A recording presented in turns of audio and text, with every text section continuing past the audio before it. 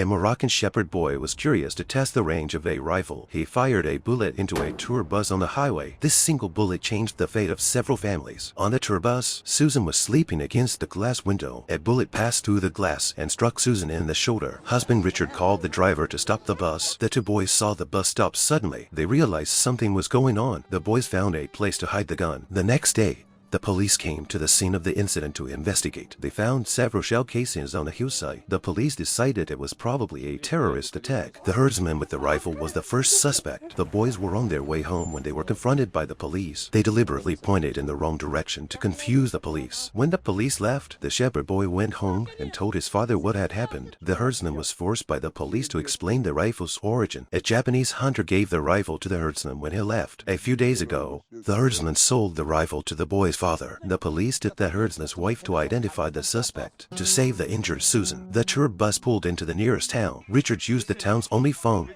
to call the American embassy for help. The tour guide called the town's veterinarian to treat Susan's wounds. The veterinarian stitched up Susan's wound without anesthesia. At home in the United States, Amelia, a Mexican nanny, was anxious to get to her son's wedding. Mr. and Mrs. Richard had an accident and couldn't get home on time. Amelia had to go back to Mexico with her two children. They crossed the border into Mexico. At the wedding, Amelia wore a beautiful red dress. After the wedding, Amelia returned to the United States with the children. At the border crossing, Amelia could not prove her relationship with the children and was suspected by the police. The reckless driver, fearing that the police will find out that he's driving under the influence of alcohol, chooses to run through the checkpoint in order to get away from the police who were chasing after him. The driver left Amelia and the two children on the side of the road, stranded in the wilderness. Amelia finally waited for a police car. The police arrested Amelia for child abduction. The father took his two children and tried to get out of the house. The herdsman in the police car identified the three men on the hillside as the buyers of the rifles. The three men also saw the police car coming their way. The police car soon arrived at the foot of the hill. As soon as the police got out of the car,